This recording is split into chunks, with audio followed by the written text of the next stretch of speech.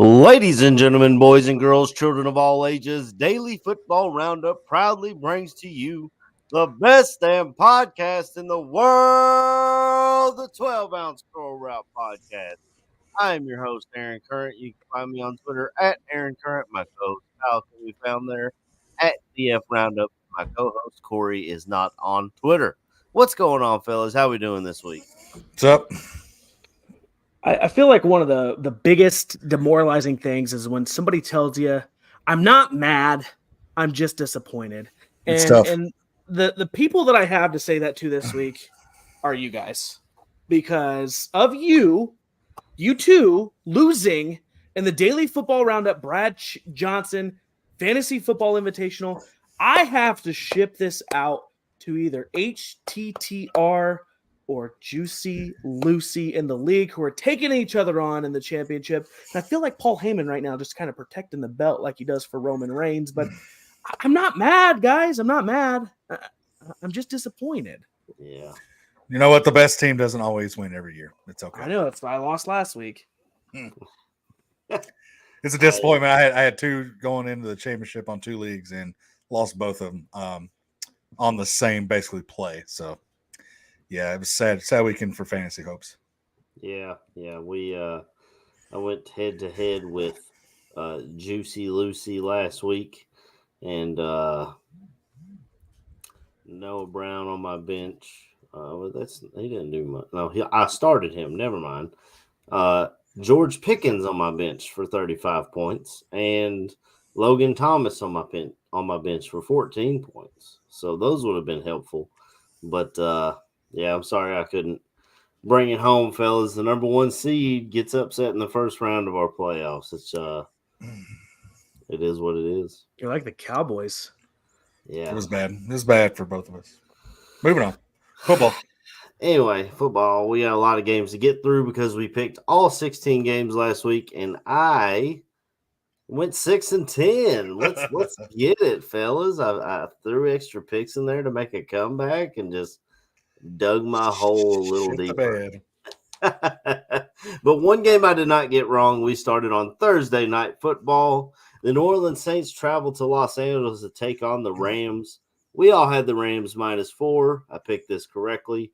And, fellas, the Rams might be a scary team going into the playoffs. If they can sneak in the way that defense is playing and Matthew Stafford all of a sudden playing like the Matthew Stafford of old, honestly, I kind of hope they get to play the Lions. I think that would be what you talk about the NFL being scripted. I mean, who can write a better script than that? What did you guys think of this one? I'll start with you, Kyle.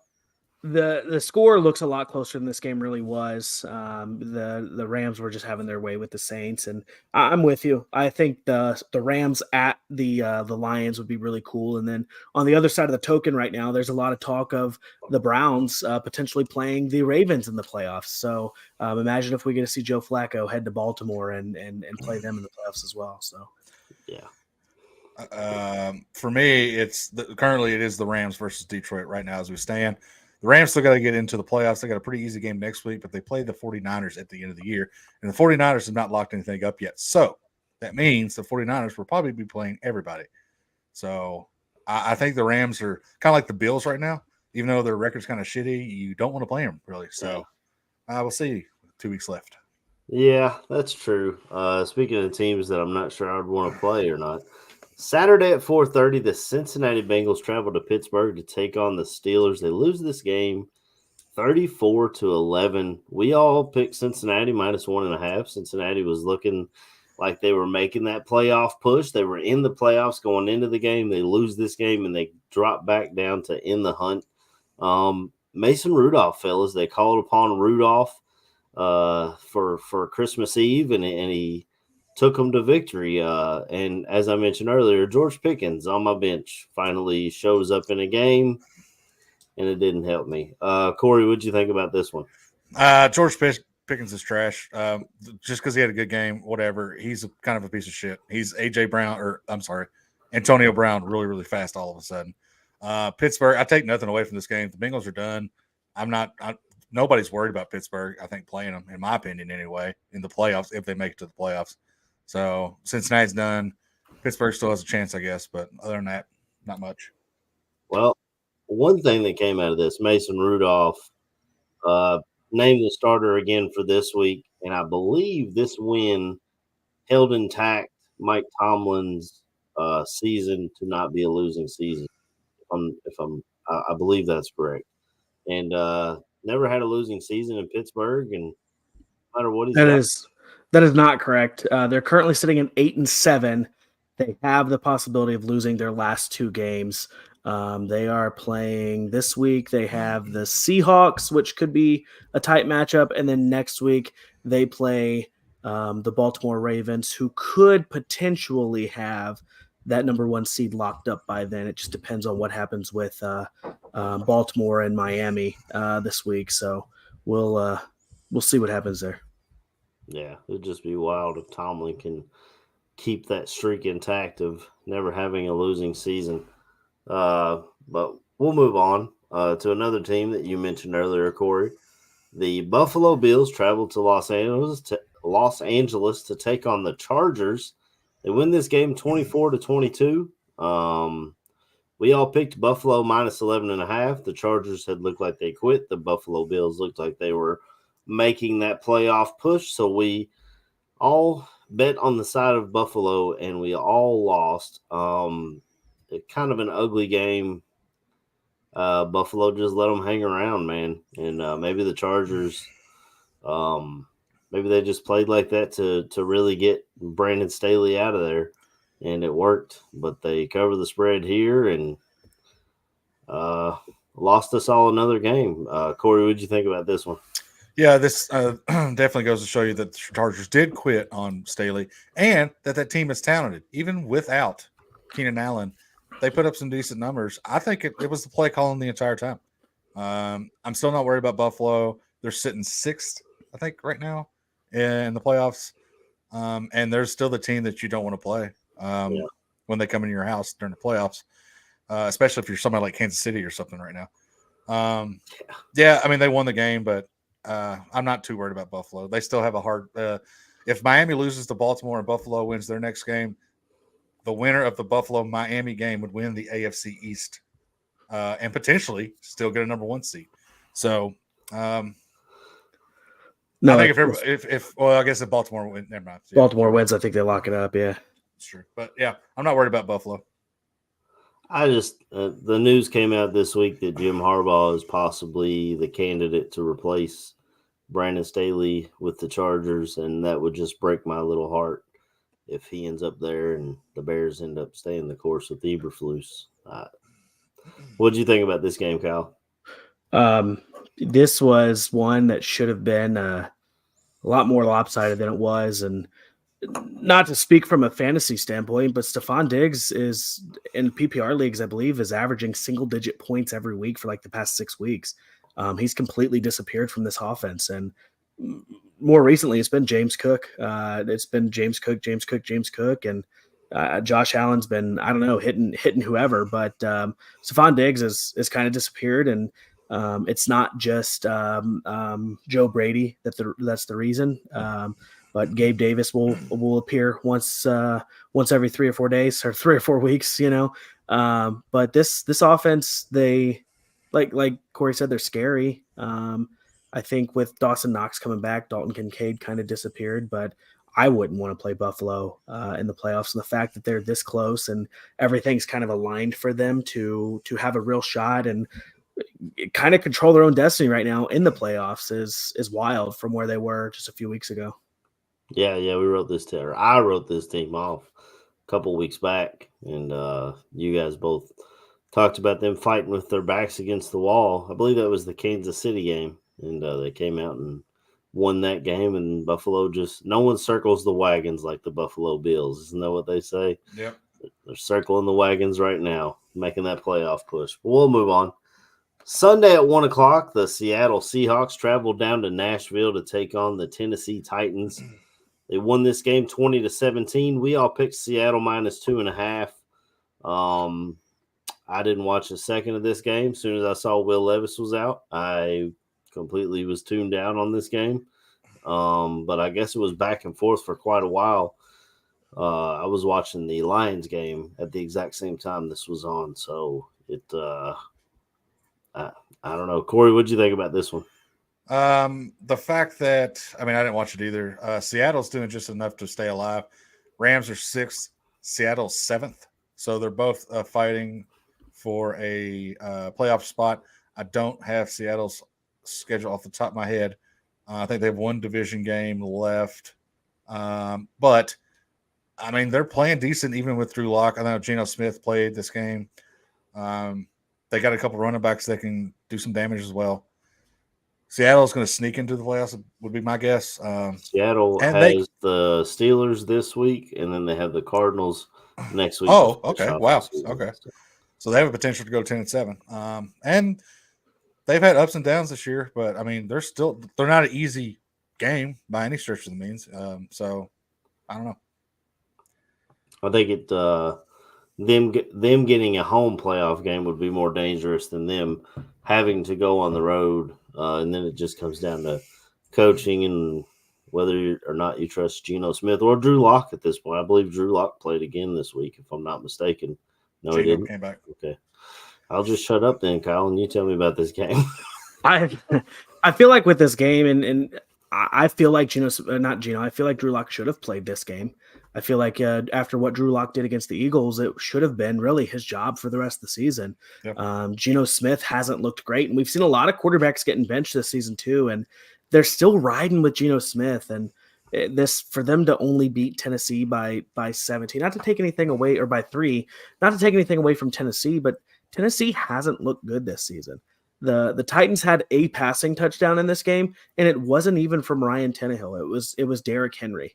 And it's just this team isn't great, and I fear for the Titans next year when they don't have Derrick Henry and they don't have any playmakers on offense. And Mike Vrabel potentially could be the next head coach of the Patriots because there's been chatter of Robert Kraft wanting to get Vrabel by any means necessary, and they'd have to trade for him because Vrabel's not getting fired. The Titans would be silly to fire Vrabel, but I don't know. We could potentially see Mike Vrabel leading the Vrabel way in New England next year. And if that happens, have the 2nd overall pick, 3rd overall pick. So I don't think that they would give up that high of a pick. No, you probably give 2 seconds, 2 seconds in the 3rd or something like that. There's no way. I don't know, but it's this Tennessee team. Vrabel has not been given the pieces that he's been needing to have at all with this team, and for him to be able to even do what he's done is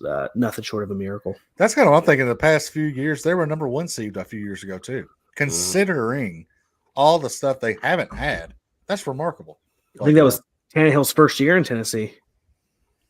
Well, according to Pro Football Focus, like 5 or 7 of the bottom starting offensive linemen in the league play either for the Tennessee Titans or for the Carolina Panthers.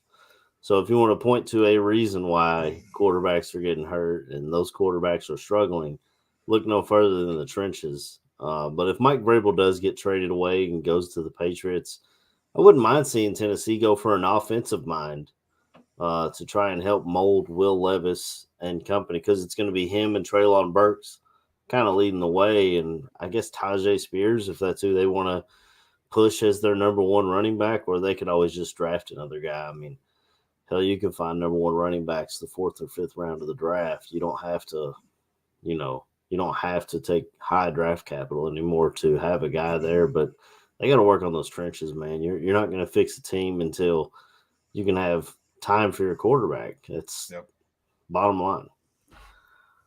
But we'll move on again. Sunday at 1:00, Washington travel to New Jersey to take on Kyle's beloved New York Jets. And the Jets win this game 30-28, but I had the Jets -3. Corey had the Jets -3. Kyle correctly picks Washington +3. And boy, one little freaking point.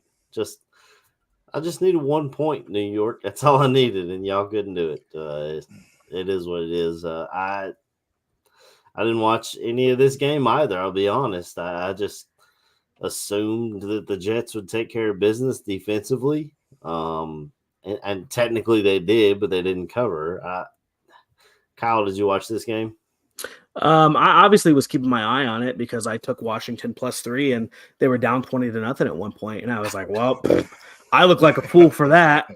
And in comes Jacoby Brissett, and he just starts the same thing he did against the Rams the week before. He starts leading this offense down the field on drives, scoring touchdowns. And that's why he's starting this week against the 49ers, because he is that veteran presence and he knows how to command and lead this offense. And Jacoby Brissett would be a starting quarterback on a multiple different teams right now. And for the Commanders, I can't really blame them for taking this long to name Brissett as the starting quarterback. But Sam Howell the last few weeks just hasn't looked good. I thought this was a bad pick for 3 quarters until Jacoby came in and started bringing this Commanders team back. Yeah, the Commanders are trying to give Sam Howell every chance to lose that job, and maybe he finally did, but it's a little too late. I think they'll be firing everybody, and we'll see what happens with Eric Bieniemy. They're sure wanting him back in Kansas City. I think Patrick Mahomes even said something about him this week about how they're missing that guy that holds people accountable. I mean, I don't want to say – a lot of people are saying that it's the Taylor Swift curse, but I'm going to say it's the Matt Nagy curse because he doesn't like to hold his players accountable, even though he preaches that. But that's a different game that we'll cover later. Corey, what do you think? Go ahead, Kyle. I did see – sorry, Corey, not to cut you off there, but I did see with this – or I saw something today that said Eric Bieniemy could potentially be the offensive coordinator for the Chiefs in the playoffs if the Washington Commanders clear house after the season and fire Eric Bieniemy. The Chiefs could come in, hiring him as an offensive, senior offensive assistant, and he could be calling plays wild card weekend for the Kansas City Chiefs. Well, that'd be wild. What do you think of this one, Corey? Well, this game was trash. I single-handedly lost an entire fantasy season because of Breece Hall and Garrett Wilson, but Sam Howell, it's not his fault. Sam Howell, if he doesn't play another snap, will still lead the league in being sacked the most. That guy tried. He tried. And I would argue he's a better quarterback than a lot that are 1 and 2 year starters in the league right now.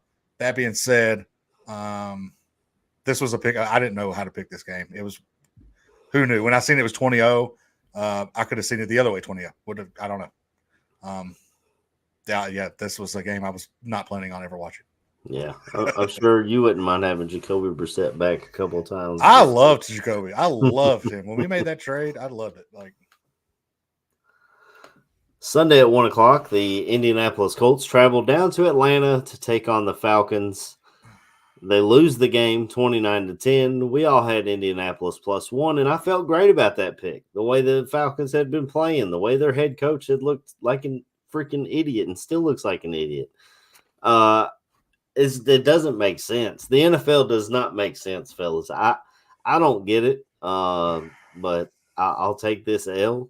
This was one that I was flabbergasted by this week. It doesn't make any sense. I believe Kyle Pitts may have scored a touchdown in this game, if I'm not mistaken, and it was almost like, what?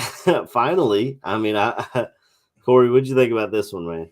I am never ever gambling on Indianapolis or Atlanta for the rest of the regular season ever again. This was ridiculous. I don't know what's going on in Indianapolis. Atlanta's not good. Don't know what happened there. Indy is still, I think, 8 seed or 7 seed. They're right there still in the mix, and they still have a chance to make the playoffs. And Atlanta.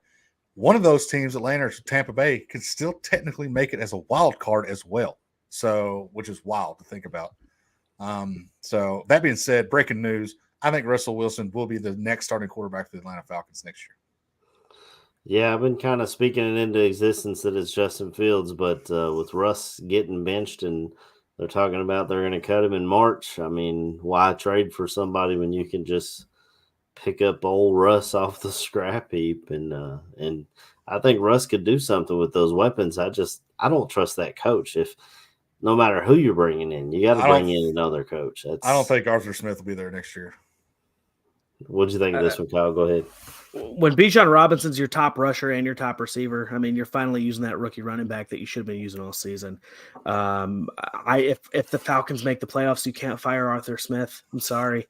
Not to say that he shouldn't be fired, Yeah, because he's done awful things this season. But if they somehow find a way to make the playoffs, and like you said, I mean, they could be a wild card. They could win the NFC South. I think the Saints can still win the South too, but they utilized Bijan Robinson the way that he should be utilized, and they've won 29-10. I mean, kudos to their defense too, because obviously they stopped Indianapolis, who has surprisingly had a good offense even without their starting quarterback. And I think they got Jonathan Taylor back this game too. But yeah, Atlanta, I was very surprised by this outcome. That's for sure.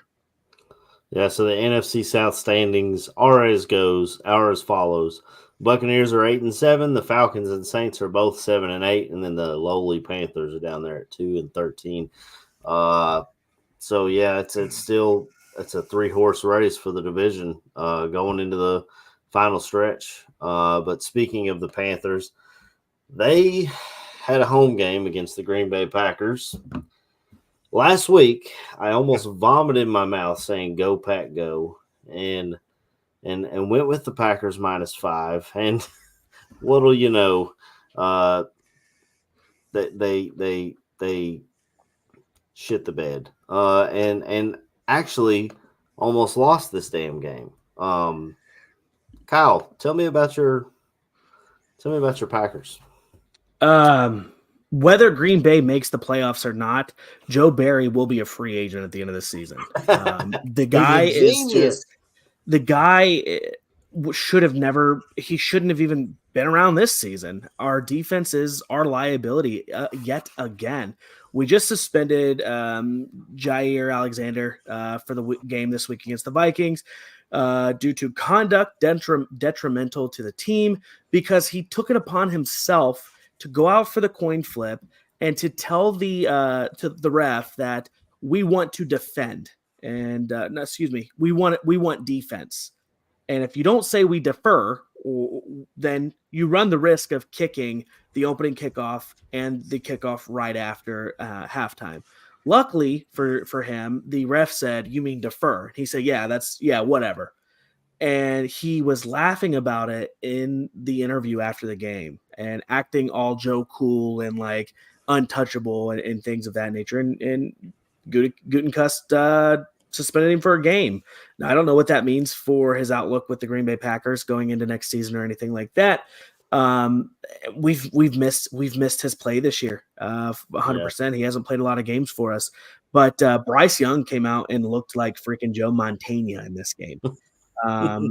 It's just the defense. You're playing zone every single snap, and it's predictable. You're not stopping anything. And there was a time there where Green Bay was up by 2 touchdowns, and then Carolina closed the gap, and we're staring at a 30-30 game. And I'm like, what are we doing?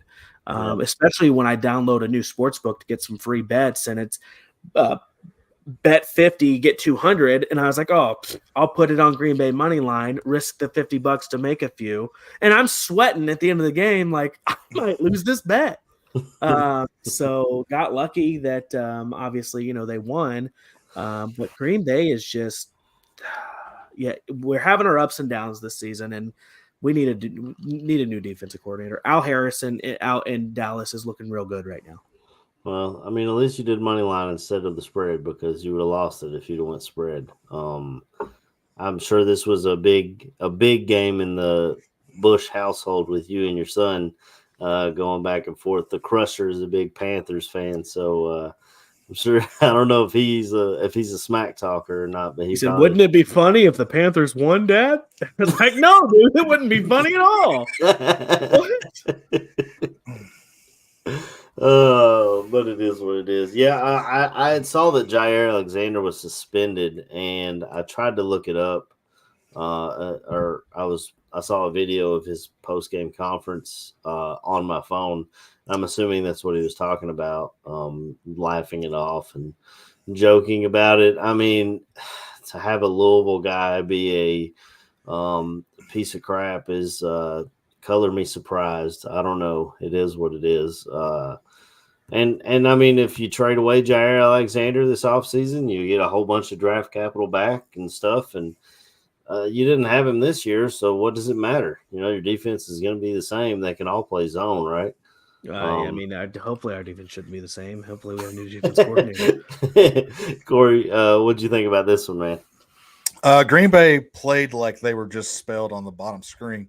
They did not play very well. It was Carolina. I don't know what happened there. Green Bay doesn't deserve to get the playoffs, and if they do, they'll get spanked, absolutely spanked. Aaron, I have a question for you.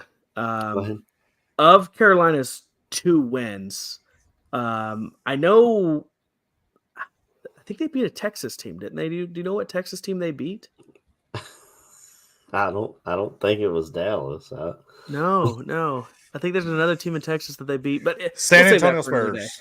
Yeah. I don't know. They'd have a tough time guarding Wembanyama if they try to take on the Spurs. They might beat the Pistons, though. Speaking of Detroit, the Detroit Lions traveled to Minnesota to take on the Vikings. They win the game 30-24. You both picked correctly. Detroit minus 3.5. I chose Minnesota plus 3.5, thinking they would at least keep it close. But they didn't. It was ugly, and the final score does not dictate how ugly it was throughout the game. I watched the entire game. Nick Mullins, I don't know if he's been benched yet, but he probably should be, and try to see if Josh Dobbs has got anything left in the tank. But Minnesota's reeling. It is what it is. Kyle, what'd you think of this one? Yeah, this one is a lot closer than it should have been. Nick Mullins threw 4 interceptions, and the Vikings also lost TJ Hawkinson to a torn ACL as well. But Justin Jefferson, 8 catches for 180. Was it 180? Justin Jefferson had a big game. I didn't see the box score, but he was making those Justin Jefferson unreal plays last Sunday. Yeah. Minnesota has not said who's going to start next week. It could be Jaren Hall for all we know. But the Vikings aren't out of the playoffs either. So for them to be kind of waffling around and saying, do we go back to Dobbs? Do we roll with Nick Mullins, or do we go with the rookie? That's scary for an organization, especially this late in the season, to say, hey, our quarterbacks keep turning the ball over, and damn it, Kirk Cousins, we miss you. Yeah. Yeah, Kirk Cousins, if there's one thing he's going to do, it's protect the football. In my opinion, I think they go back to Dobbs. I mean, you got 2 games left. He came in on a 1-year deal, so you need to see, are you going to resign him? Or are you going to let him go? Or what you're going to do in that situation? So I just let Dobbs finish the season. Corey, what did you think of this one, man? Detroit, it was kind of ugly, but they won the game they needed to win. Next week will be a telltale sign they played Dallas. That has a lot of seeding issues that can go along with that game. So Detroit got the win. That's all that matters. And they locked up the division. That was the big part. That was the cool part. Dan Campbell was on the 0-16 team. So for all that big circle to come around, that's pretty fantastic for the city of Detroit and those players. The first time in history, and I even made a video about this, this is the first time the Detroit Lions have ever won the NFC North. It's not the first time they've won it in 30 years. Yeah, they won the last Central, time right? they won it, it was the NFC Central. Yeah. This is the first time that the Detroit Lions have ever won the NFC North. And it just goes to show the Packers' dominance in the NFC North, just year after year. Wasn't Tampa Bay in the Central? They had won the division more recently than the Detroit Lions had. We'll move on, though. Sunday at 1 o'clock, the Cleveland Browns travel down to Houston to take on the Texans. They win this game 36-22. We all had Cleveland -2. As soon as I saw Coleridge wasn't playing, it was a wrap for me. I knew Cleveland's defense taking on Case Keenum they have starting down there. I knew that was all I needed to see to say Cleveland -2. Man, Cleveland's looking awful good with Joe Cool back there slinging it around. He's got chemistry with Njoku and Amari Cooper off the couch. More chemistry than I've seen from my quarterback who's been playing with Darnell Mooney for 3 years now. And it's insane to me that he's able to do those things. But Cleveland looks damn good. Corey, you picked them to win the division. Tell me what you got on this one, man. Cleveland has the third best record in the AFC. I'm going to say that again. Cleveland has the third best record in the AFC, 10-5, on their fourth quarterback and their second running back, and who knows what else. Cleveland looks amazing. You could argue which D'Amico Ryan's in the same category that Stefanski should be coach of the year. Cleveland looks really, really good right now. It's kind of a team I don't want to play either. They'll get a home game, or no, they'll be on the road. And as of right now, they'd be playing. I don't know, but if they have the third best, they'd have to win the division to. That's Baltimore's to get the home right game. there. So yeah, Baltimore. So they'd be playing Jacksonville or Houston or whoever wins that game or that division. So they look scary right now. Amari Cooper broke the fantasy. It seemed like he broke every damn record that imaginable. I think he had Cleveland's looking good on some people's benches. Cleveland's looking good at the right time, and I love how for Joe Flacco it's this incentive based. You win, you get more money. Like he's going up a ladder, like in a video game, getting ready to face the boss at the end, and it just gets better and better and better as he goes up. And he's still at what age he is and sitting out as long as he has the prettiest ball I've seen in the air. It's amazing.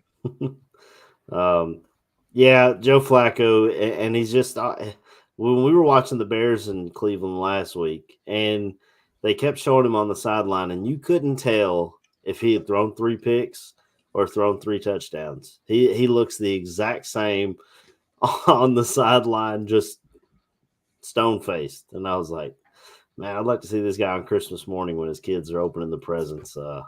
Kyle, what'd you feel on this one, man?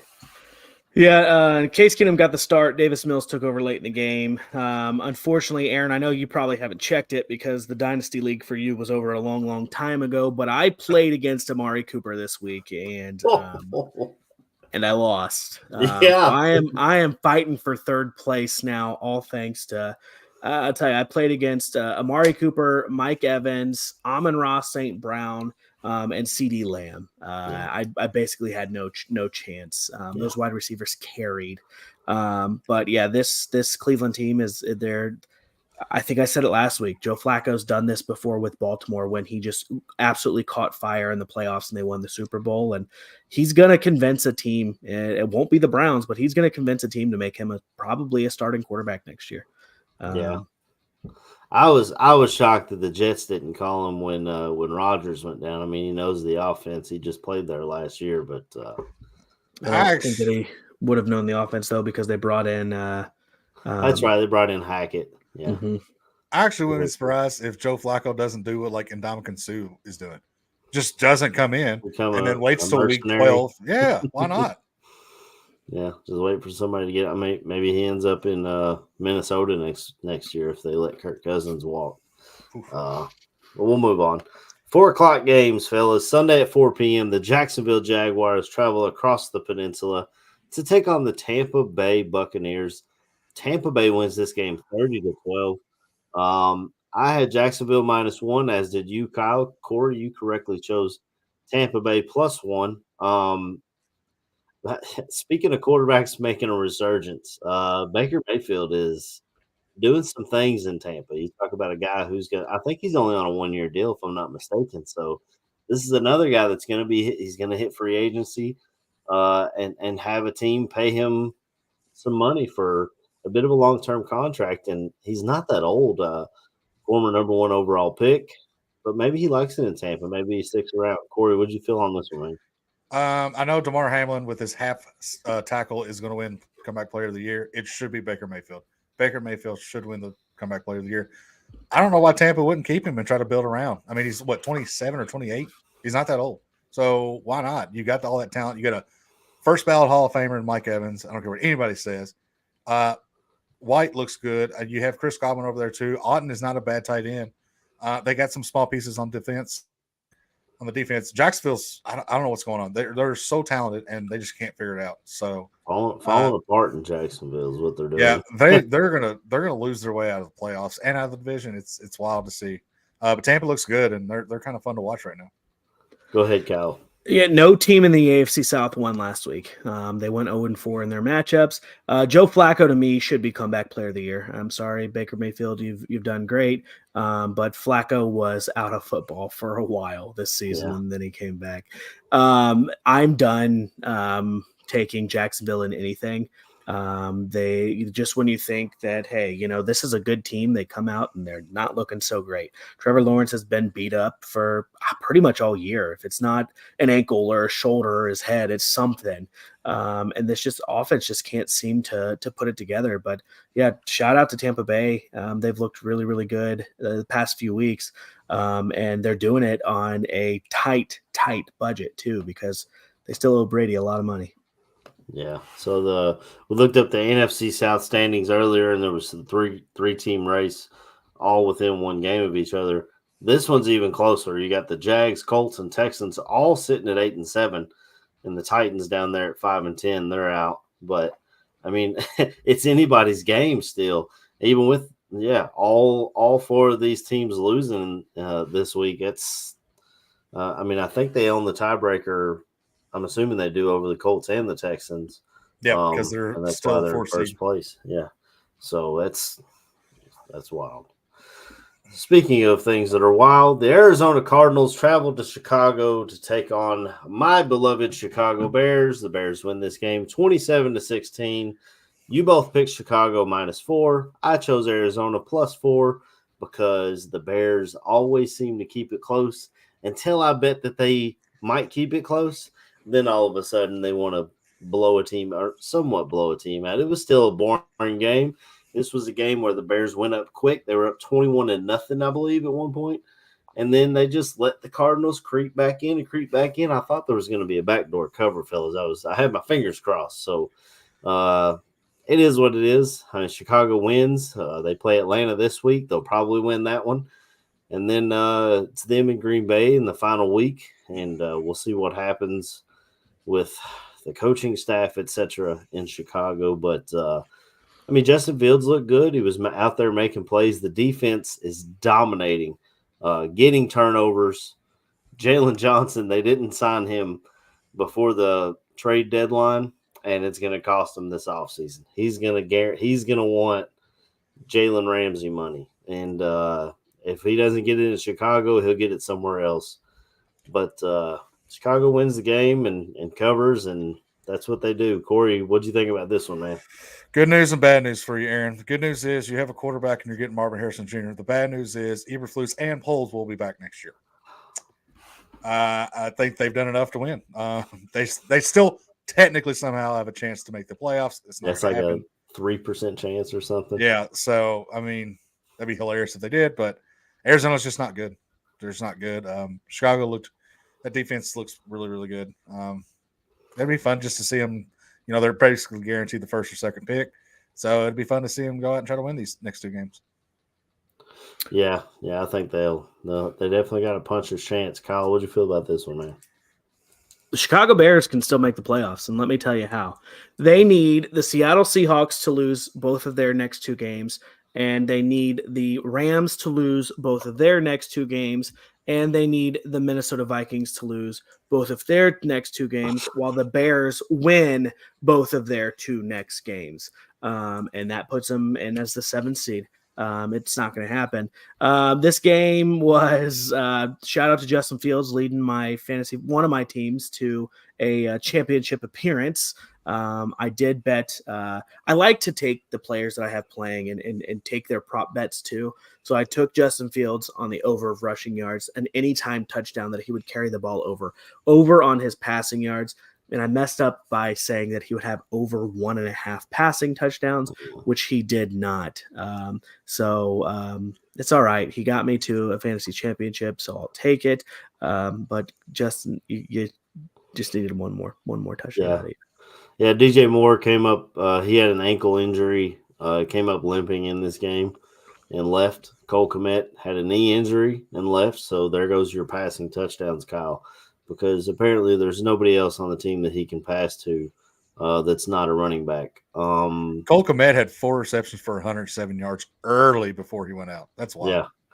Yeah, Cole Kmet was on track to do some amazing things in this game, and I hope he's okay. He has started 65 straight games for the Chicago Bears, so if he can't start this week, it brings that to an end, which really sucks because he's a soldier.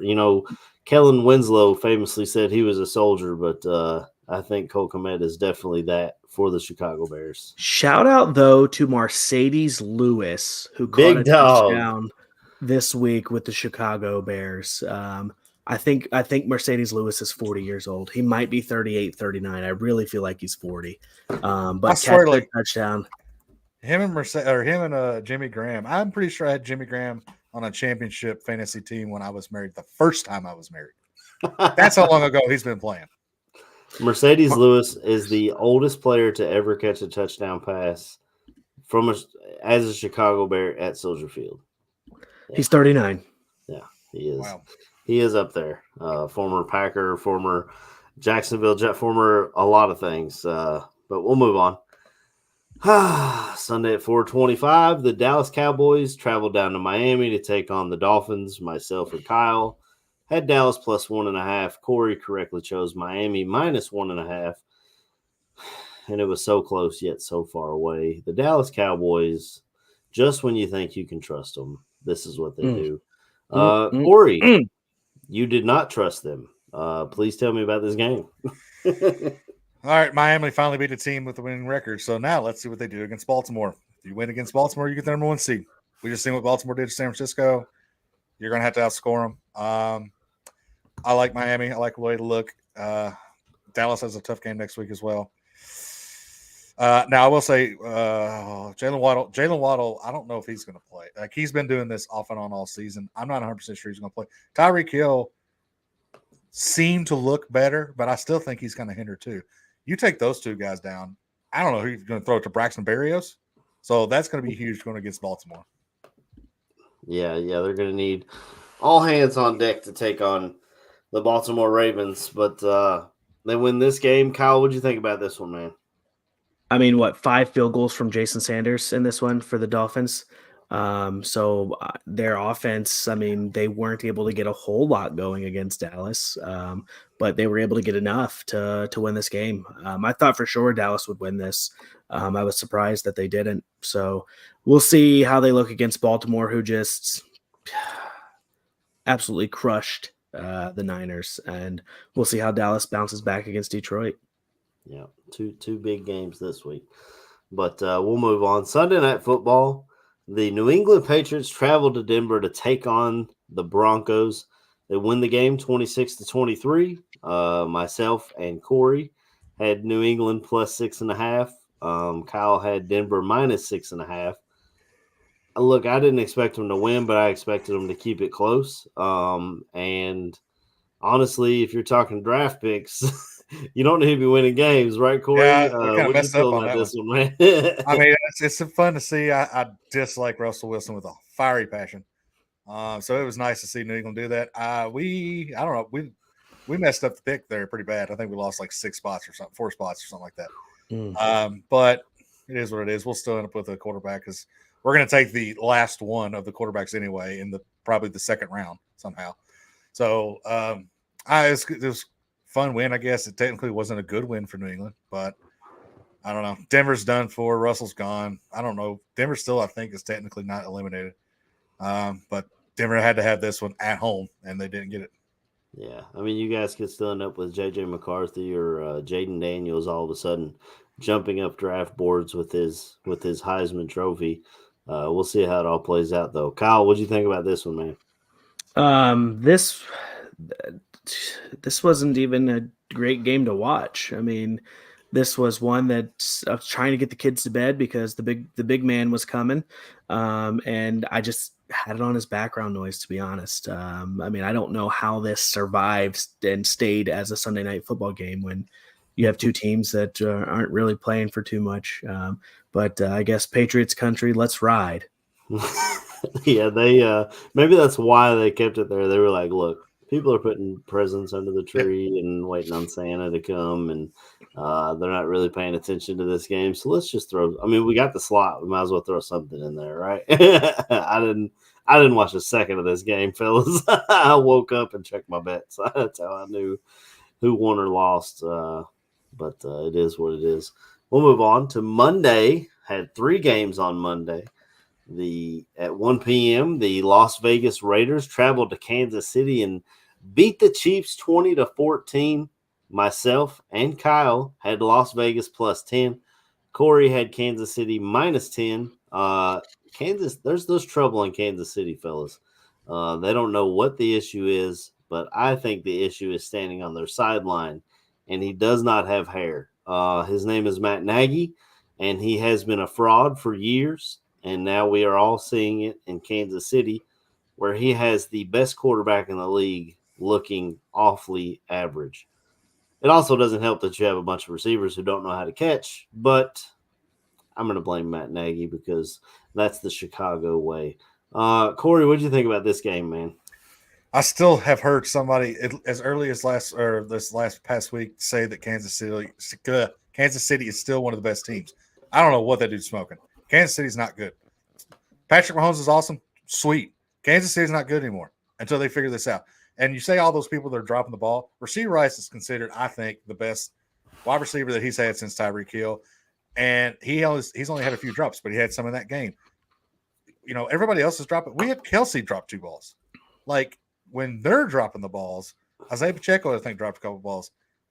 I think they might lead the league in drop balls. It's bad. It's so bad. Vegas is playing for Antonio Pierce. Antonio Pierce deserves that job. And I really, really hope he gets it. Absolutely. I think Mark Davis is going to learn from his previous mistakes when Rich Bisaccia had them in the playoffs and dang near beat the Cincinnati Bengals that went to the Super Bowl. And they let him go for Josh McDaniels. I think Antonio Pierce they still have to interview other coaches because of the Rooney Rule, etc. But I think Antonio Pierce has locked up himself a nice head coaching gig, and he's doing a hell of a job. Kyle, what do you think about this one? I don't know. I mean, I think if they interview Antonio Pierce, that suffices the Rooney Rule, though. And I think it has to be external. Okay. Yeah, a minority of external. The Raiders are the first team since the 2000 Bengals to win a game without a completion after the first quarter. On back-to-back Kansas City offensive plays, so awesome. The Raiders scored 2 touchdowns. I'm sure you've seen it in our comments over here on YouTube where Keegan, the Crusher, is logged in as Daily Football Roundup and says, I was playing chess with my dad when this happened. We were indeed. We were at my mother-in-law's having Christmas, and those bonus bets I earned when I put 50 on the Packers, yeah, when the Raiders went up by 3, I went ahead and threw one of those bonus bets on the Raiders money line. Cashed. So turn that into a little over $100 on that one. But their offense didn't. I can't say their offense didn't look great. Zamir White showed up. For the Raiders this week, and they may have something when Josh Jacobs is no longer with this organization next year.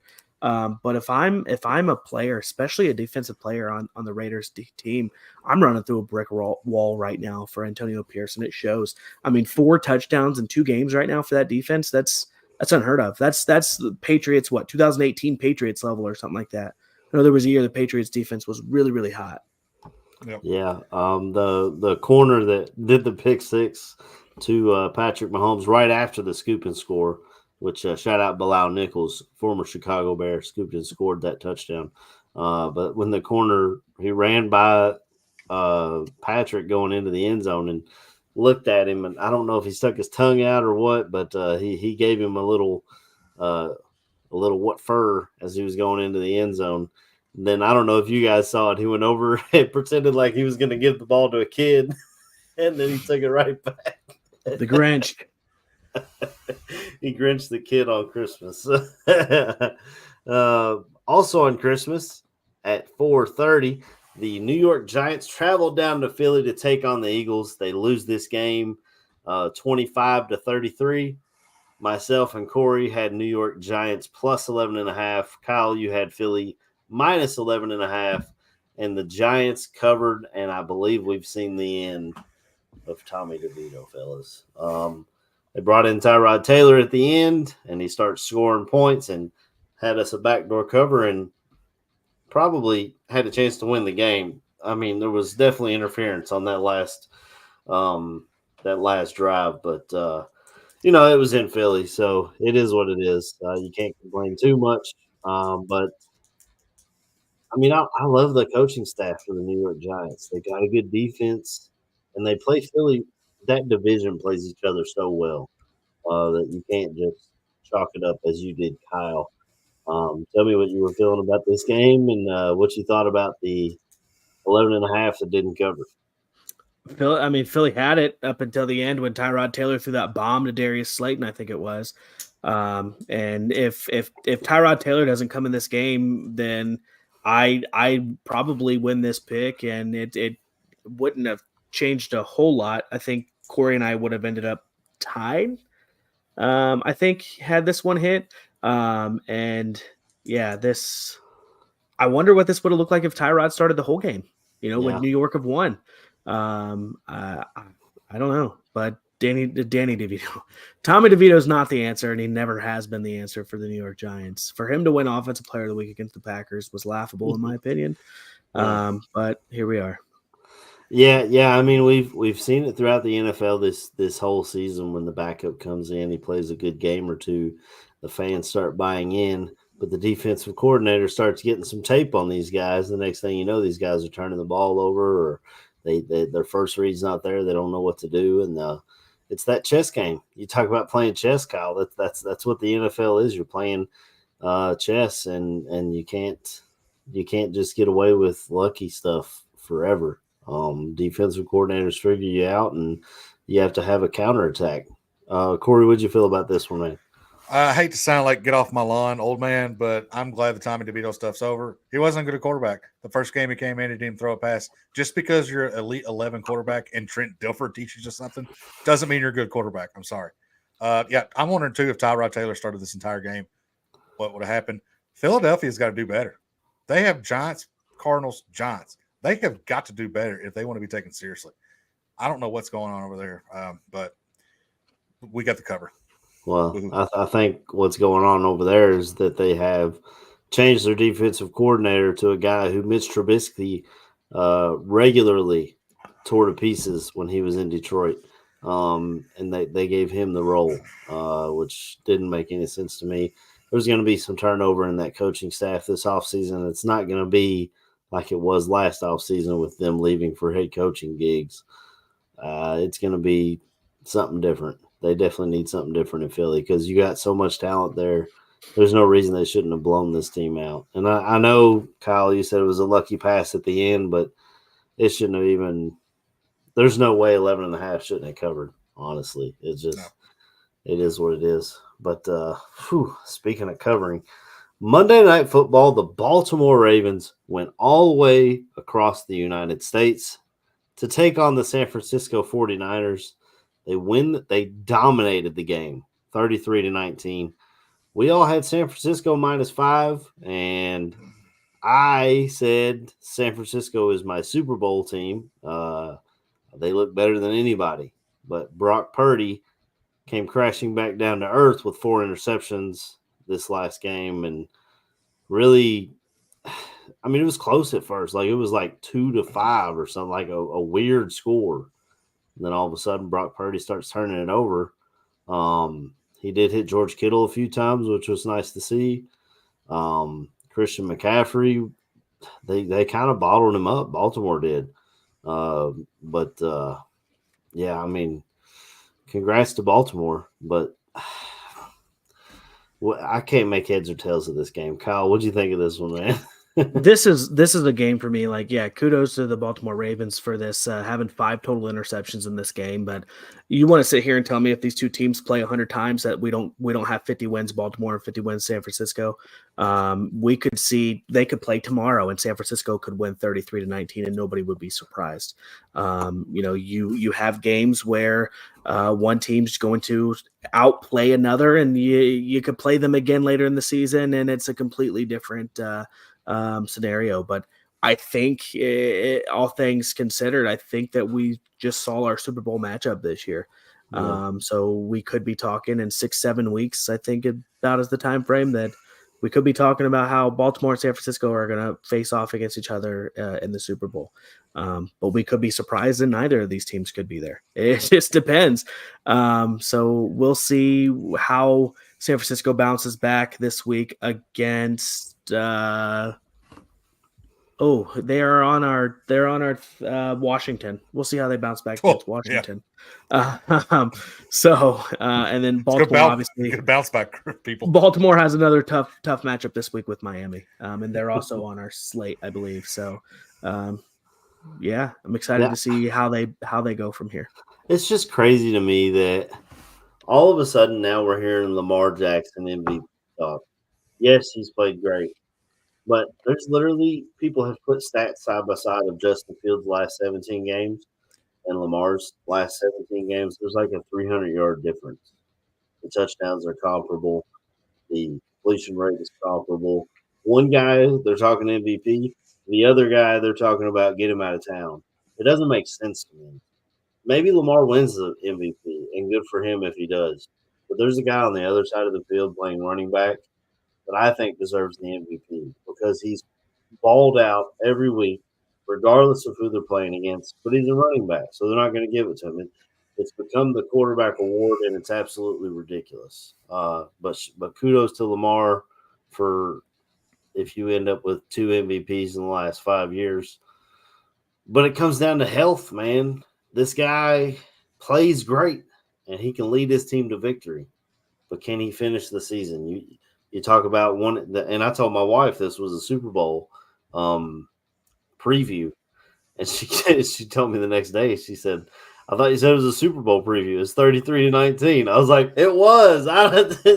You telling me? I was shocked too. I don't know, Corey. What'd you think about this one? Then? So we had the top 3 candidates for MVP in this game, and then after the game, all that switched around. I honestly think, and it pains me to say this because I don't like the Ravens, and especially don't like Louisville. Lamar Jackson is playing better this year than when he won the MVP, in my opinion. And it's the eye test with him, I think, not so much the stats, because of what he's doing out there with what he has on offense, considering. Yeah. I still do think both of these teams are going to be in the Super Bowl.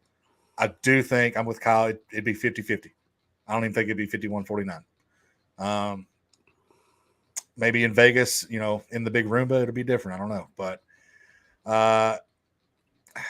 I did not expect this big of a spread or this big of a point difference, but I mean, 50-50, I think, anytime. Yeah. So, I mean, the biggest thing is turnovers, man. You got Brock Purdy giving them the ball and giving them good field position the whole game. That's why you end up with such a blowout. And honestly, in my opinion, for me looking at it, the first interception was on Purdy. The other 3 weren't. And then the Sam Darnold, who looked great when he came in. And I love that pickup for them when he was the backup. That pick, he was just trying to get back, trying to come back, basically. So, I don't know.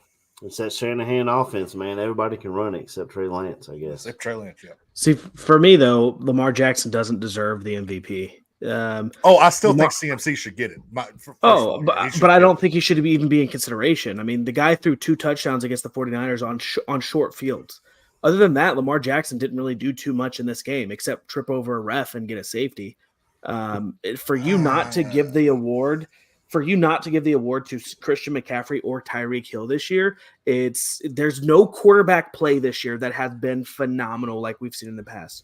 There's absolutely no quarterback play this year that has been far and away better than other quarterbacks where you say, wow, that guy deserves the MVP. Because honestly, if you want to talk that way, give it to Josh Allen, who has the most total touchdowns on the season, because he's played better than Lamar Jackson. He's bringing his team back from being out of the playoffs to now being potentially a top contender in the playoffs.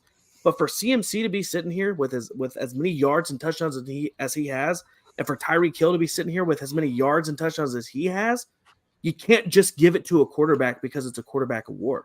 You need to buck that trend, and There's no quarterback that is deserving of the MVP this year. That's my take on it. Well, that's how Lamar Jackson got his first MVP, in my opinion. That was just a down year, but he had for 1,000 everybody's- yards rushing that year. Yeah, though, too. and I'll say this for him in that game. Yes, he might have had 2 short, but it was some of the runs he made and some of the decision making he made.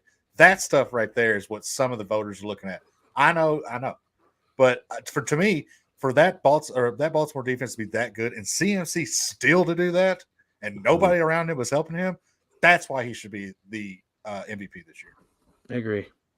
Yeah, but they're going to give it to a quarterback because that's just what they do. There was years when J.J. Watt should have been MVP, and they give it to a quarterback. It's a quarterback award. But speaking of comeback players of the year, was Matt Stafford out a lot last year, correct? Yeah, Baker Mayfield was starting games for them last year. So maybe he's a candidate for comeback player of the year the way he's been balling out. We'll get into this week's slate of games. We've got a 6-pack challenge, and I threw in an extra shot for New Year's. So we've got 7 games this week. Let's see if I can get my head above water because right now I am 2 games under 500. Fellas, I'm drowning over here. I've got to get some of these wins back. We'll start out with the 12-ounce Curl Route podcast. Big spread of the week, Sunday at 1 p.m. The San Francisco 49ers traveling to FedEx Field to take on the Washington Commanders. Washington is 13.5-point home underdogs. The over-under is 49. Money line for San Fran is minus 850. For Washington is plus 575. And I know everything that we just said literally seconds ago. Throw it out the window. Give me San Fran minus 13.5. They get back on track. Washington's trash. They're awful. And San Fran stomps them really well this week.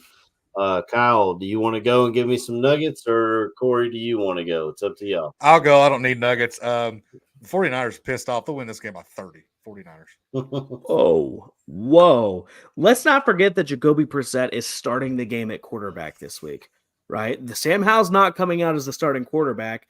I don't say 30. I say maybe 29, but give me San Francisco minus 13.5. Yeah, Jacoby Brissett doesn't have quite the escapability that Lamar Jackson possesses.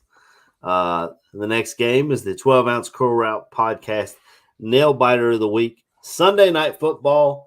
Kyle, your beloved Green Bay Packers traveling to Minnesota to take on the Vikings, who are 1.5-point home favorites. The over-under is 46. Money line for Green Bay is plus 105. For Minnesota is minus 125. I was shocked at this spread. Shocked. Minnesota has no idea who their quarterback is going to be. So give me Green Bay plus 1.5. This is probably going to be a close one, but I think Green Bay pulls it off. Kyle, go ahead. I think the biggest thing for me when I look at this, and I won't be surprised by the outcome if I get this wrong, but the turnover differential, no matter who's under center, it seems like this year for the Vikings, whether it's Jaren Hall, Josh Dobbs, or Nick Mullins, they turn the ball over. They've turned the ball over a lot. They've turned it over 30 times this year, which is second worst in the NFL. Green Bay's turnover differential is 0. They don't play great defense. They don't really give the ball away either on offense. Minnesota's minus 9. Statistically speaking, looking at the stats, Minnesota's a better offense and a better defense for the most part. But not knowing who your quarterback is, and Green Bay plus 1.5 is basically Green Bay money line to me. So give me Green Bay winning this game, keeping their playoff hopes alive. But I wouldn't be surprised if Minnesota wins this game. Yeah, I wouldn't either. But yeah, the quarterback's a big thing for me. Go ahead, Corey. It's going to be Mullins or it's going to be Dobbs. They both have Justin Jefferson, so give me the Vikings. There's talk that it could be Jaren Hall. All right, but sure, he's got Justin Jefferson. He's got 18 standing out there with no Jair Alexander. That catch he made up in the air. I mean, goodness gracious, hasn't been back in from being hurt for 10 minutes and makes that catch. Amazing. Our next game is Saturday at 8:15. The Detroit Lions traveling down to the Big D to take on the Dallas Cowboys. Cowboys are 6-point home favorites. The over-under is 53.5. Money line for Detroit is plus 205. For Dallas is minus 250. I saw a stat this week. I believe it was Sunday Night Football, but the Sunday Night Football underdogs money lines have hit like 6 weeks in a row. Monday Night Football. Is it Monday? I thought it was. Yeah, Monday. you're right. It was Monday. Well, disregard. This is a Saturday night football game. But it's technically a Monday night. I mean, yeah, broadcast because there is no Monday Night Football game this week. It kind of works. It works. No. It works. We'll give it to you, Aaron. We'll give it to you. So give me the underdog. Detroit Judges, plus 6. Go ahead, Kyle. When I look at the stats, honestly, Detroit has a better offense. Dallas has a better defense. What sticks out to me the most is the rushing yards allowed by the Cowboys. They're bottom half of the league, and their rushing yards per game isn't very high either. I think they're missing Ezekiel Elliott right now, to be honest. But I think that Detroit will continue to turn to those two monsters they have at running back, and Detroit does not have to win this game for me to get my pick right. So give me Detroit plus 6 because Dallas hasn't lost a home game in 15 games in Dallas. Oh, wow. Yeah, Dallas has played 46 home games this year, it seems like, and they don't lose there. They don't lose in Jerry World. That being said, Detroit doesn't have to win or whatever. So I'm taking Detroit plus 6, even though their defense even though their defense is trash. We've seen people score points on Dallas's defense. So give me Detroit plus 6. Wow. The next game is Sunday at 1 o'clock. The Miami Dolphins traveling to Baltimore to take on the Lamar Jackson-led Baltimore Ravens. The Ravens are 4-point home favorites. The over-under is 47. Money line for Miami is plus 154. For Baltimore is minus 185.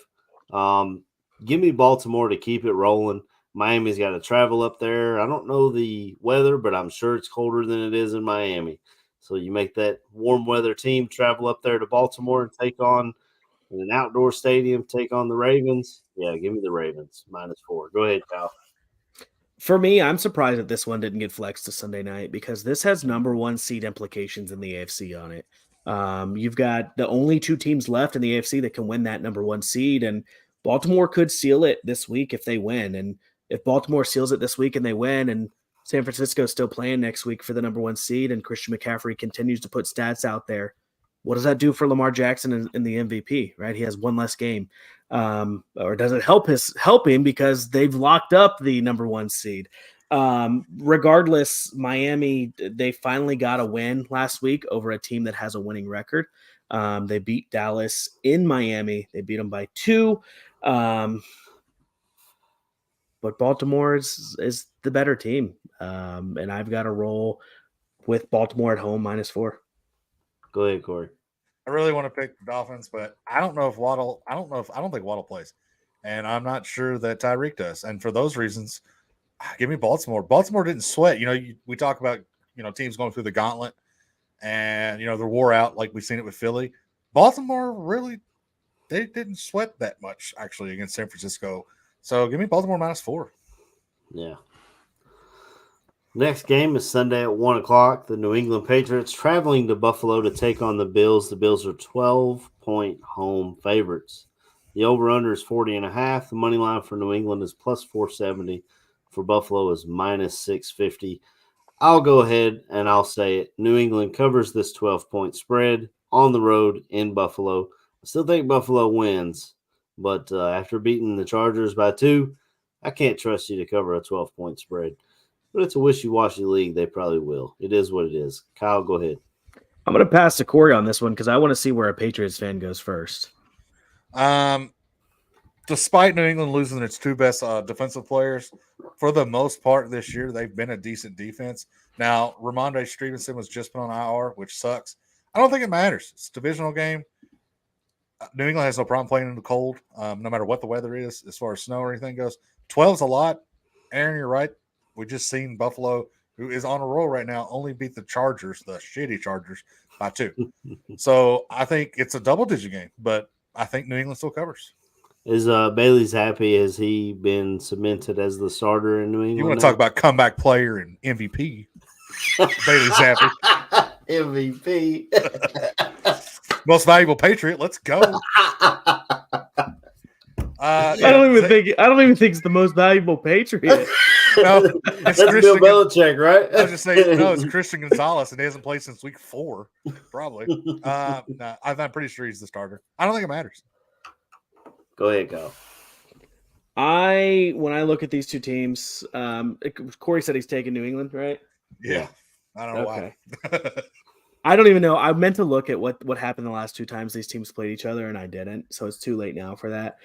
New England is sitting at number 2 when it comes to rushing yards per game allowed. They only allow 84 yards per game, which is very, very good, especially for a team that is in the top of the draft come April. But you have Josh Allen at quarterback, who doesn't. Last year he didn't have a rushing game. He was the rushing game. This year he has James Cook to lean on. But remember at the beginning of the podcast when I said, "Oh yeah, Stephon Diggs has gone so many games with single-digit fantasy numbers." No, this is a Stephon Diggs blow-up week. Count it, take it to the bank. Come back to the 12-ounce Crow Route podcast next week and say, "Kyle, you were right when you said that Stephon Diggs was going to go for 100 yards and 2 touchdowns. You were right when you said that." Give me Buffalo minus 12. The last time they played in week 7, New England 29, Buffalo 25. Suck it. What was Stephon Diggs' stats in that one? Shit. Filibuster. I just think the spread's too big, man. I just 12 points is Buffalo receiving Stephon Diggs 6 for 58 and a tutty. Okay, yeah, I'm still sticking with Buffalo minus 12. I said it, I locked it in. I wrote it down on my paper. There's no going back. Once I'm not a flip-flopper. There is no eraser. Yep, that's fair. Although I have one right here. Another divisional matchup Sunday at 1:00. The New Orleans Saints traveling to Tampa Bay to take on the Buccaneers. The Buccaneers are 3-point home favorites. The over/under is 42.5. Money line for New Orleans is plus 130. For Tampa Bay is minus 155. I don't know if anybody wants to win this division, but I think Tampa might. So give me Tampa minus 3 and Tampa Baker. Let's go. Oh. What? We can say Tampa Bay, but Tampa Baker's too much? I haven't heard. Did you just make that up or did you hear that somewhere? What about Tampa Mayfield? It's off the top of the head, man. I'm like Slim Shady over here. Oh, Tampa May? Tampa Mayfield. Or Tampa May, yeah. Well, who you picking, Corey? Which one? Or all right, so Nuggets? I'll go. If you could give me Tampa Bay minus 7, I'm still taking Tampa Bay. They're rolling right now. I do think Baker and them boys want that division. So give me the Buccos minus 3. Looking on paper, the Saints are the better team offensively and defensively. I'd say they're the better team, but they don't have a former number 1 pick leading them the charge at quarterback. And Baker's finally starting to look like, he belongs at least in the first round of a draft, maybe not the number 1 pick, but at least in the first round. I wouldn't be surprised if the Saints after this season get rid of Derek Carr because he doesn't seem like a fit in New Orleans.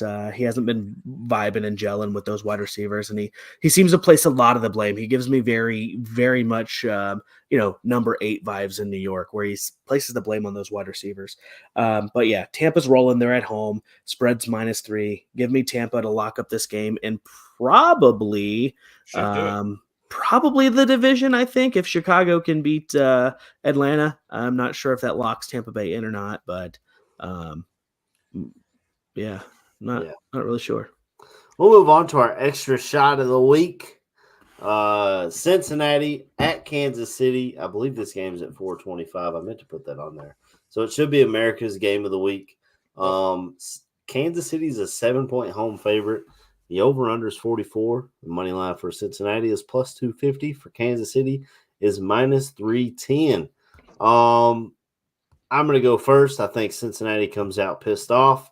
I think Jake Browning looked back at the tape and tries to fix some of his boneheaded mistakes. He definitely looked like a backup last week against Pittsburgh, putting the ball in awful situations. Plus, Kansas City does not have George Pickens on their sideline. So give me Cincinnati plus 7. Go ahead, Kyle. Yeah, I said it last week. The only team that Jake Browning has lost to as a starting quarterback in the NFL is the Pittsburgh Steelers, and that remains true after he lost to them again.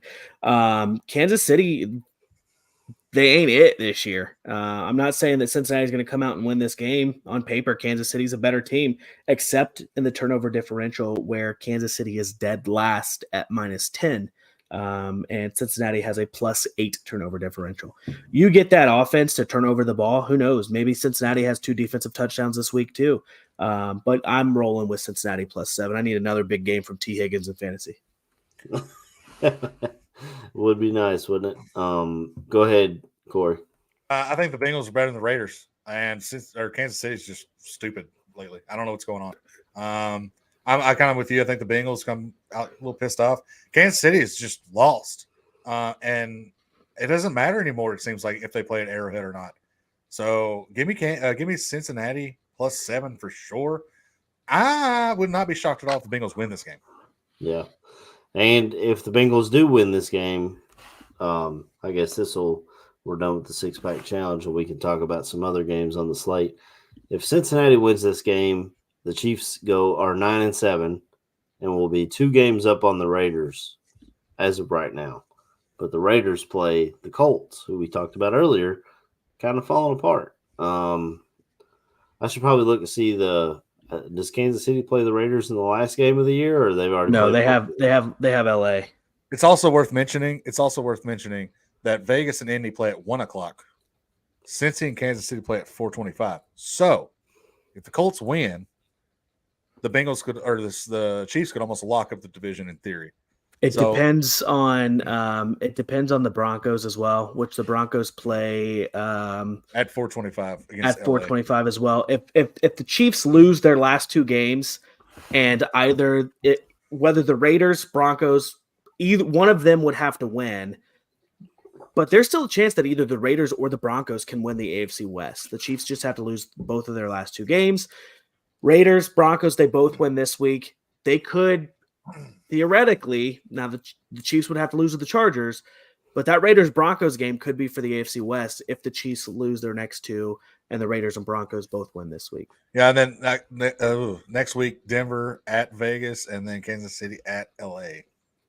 And I know none of the times have been pushed out yet either for those games. So if Kansas City loses this week, Las Vegas and Denver both win, you'll have all 3 of those teams playing at the same time next week. That way you're getting your best shot of everybody. And Las Vegas and Denver play each other next week too. Yeah, that's going to be wild. So they haven't even released Sunday Night Football for next week or anything? It'll be to be determined the entire time until. Yeah, because there is Sunday Night Football. There's no Monday next week either. Right. Well, there's no Thursday Night Football next week, though. No. Well, there's Thursday Night Football this week, and it's correct. I'd say what's weird, it kind of pisses me off. So, like, they do the Sunday thing, so everybody stops on Sunday, so everybody gets roughly the same amount, but before the playoffs, time wise. But now you have Saturday games, and then this year they're going to be a wild card Monday night game. That's how it was last year too, I believe. I know, but still, like, what's the whole point of doing this? Trying to get this time stuff right? If you're going to have people traveling on Monday, late Monday night, in theory, and potentially have a game on Saturday. To me, that's not fair. So the NFL can just make a bunch of money. Oh, I mean, I know why, but I mean, like, same reason as why nobody signed Lamar Jackson to a offer sheet when he was given the non-exclusive franchise tag, because the owners wanted to collude together and make as much money and don't necessarily care about winning Super Bowls. I just think, I don't know about all that, man. I think his offer sheet had to have been really high or something. It's not about what his offer sheet is high. It's you offer him a contract and he signs it. The Baltimore Ravens have, I think, 72 hours to either match the contract you gave him or trade him to your team and get 2 first-round picks. I don't know. Maybe I don't know. Yeah, it doesn't make sense. There's a lot of quarterback needy teams that didn't pull the trigger on that. But maybe it's the 2 first-round picks that I don't know, man. It doesn't make any sense. Yeah, why wouldn't they at least try? Cleveland gave up 3 for Deshaun. Hey, I mean, we're talking about what everybody's thinking about that move. I mean, it's not. How many Texans still have a first round pick this year because of that trade? How many first round picks did Denver give up to get Russ? I think 2 4, I plus think. some. I No, thought no. They gave up. Or it They was gave 2 up and 2 then like plus 2 some. first. It was like 2 first And rounds some then- players. Yeah. And some more picks. Yeah. And then they even gave up a first round pick for Sean Payton, which I think the reason Russell Wilson won't be traded this offseason, I believe he still has the no trade clause in his contract. That's why I think they're going to cut him. They'll burn the 39, so they don't have to burn another 38 the next year. Yeah, Adam Schefter. Cut your losses. I You're believe, definitely not. put Yeah, out that they you're were definitely not cutting- getting rid of Sean right now. No. So I mean, they were winning games under Sean. They can't say the same about when they were under Russell Wilson with other coaching. So maybe they just think they can get a Joe Flacco to come in. And play Remember when Nathaniel Derek Hackett gave up Carr. 70 points to the Dolphins? Oh, wait a minute. Huh? That's yeah. Yeah, that was Sean. That was Vance Joseph, who is still employed by the Denver Broncos. But I mean, their defense looks fine now. It just, Yeah. I don't know. all right. Is there any other games that you guys want to talk about this week? I know the Bears play the Falcons, and I'm sure nobody gives a shit. I think the Green Lizard or the Green Weenie is going to The get the start. green weenie. I think he's going to get the start for the Atlanta Falcons this week, and they're just a mess in Atlanta. And the Bears' playoff hopes are still alive. I'm up 4 games. No big deal. I don't want to talk about it. I don't know why. I mean, you've got to rub it in while Aaron's over here freaking fighting for his life. He's just treading water right now. Basically, Kyle, at this point, we didn't have to outrun the bear. We just had to outrun Aaron, and we succeeded. No one cares about the Bears, as our good buddy Hawkins says. here. Okay, Hawkins texted me last week as the game was going. He's like, "Y'all are making us look great," and I was like, "I had y'all covering. Can you please cover?" And they didn't. Yeah, I think for me, looking at Carolina traveling to Jacksonville, we've got Tennessee coming to Houston, and then I'm trying to find right now where the Colts. Oh yeah, the Raiders are going to Indianapolis. Yep. Who's coming out of that division as the winner? It'll be keep my eye on those 3 games there. Doesn't matter. They're going to lose to the Browns. Doesn't matter. They're going to lose to the Browns. I mean, they're still. I wouldn't be shocked to see the Jets on Thursday Night Football tomorrow night. Which I think I'll wear my Jets jersey tomorrow. Give them a little good luck. But I think the Jets can win that game. I don't know. I don't know what that spread is or anything like that. But I mean, they didn't look bad against Washington in the first 3 quarters. Currently, like 7 Cleveland or minus 7.5. 7.5. Yeah. It's I can't trust whoever the Jets plug in at quarterback against the Browns defense, who make good quarterbacks look like not good quarterbacks. I think it's irrelevant. But I mean, that'll be a defensive battle. Bet the under, no matter what it is. 34.5.